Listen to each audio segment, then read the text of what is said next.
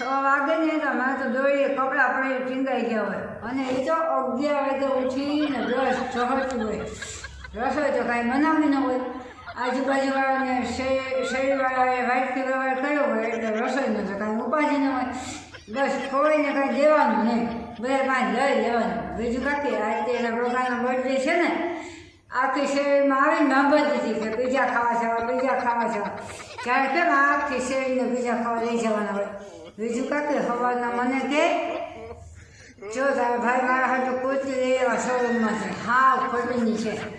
મેં એને કીધું કે રવિવાર વાળીમાં મેં એને જોઈ હતી છેલ્લી ઉલાતી ટમેટા આવ્યા છે કે આખી શેરીમાં ટમેટા લીધા તો મને ન લેવા જોઈએ કંઈ કામ આવશે ને એને એટલે તરત આવશે મને એક ફોન કરજો ને એવું કરે હાવ સીધી એમ ન ભગાવે બધા ભગાનું બહુ બહાર દેખાતું નથી આ શેરીમાં બહાર આપણને ના પડી જાય કા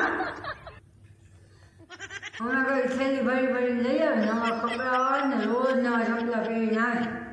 ત્યાં ખાલી નોકરી લઈ દીધી છે કા ઓલી રમીલાનો છોકરો એ ભાગીને છોકરી લઈ આવ્યો કા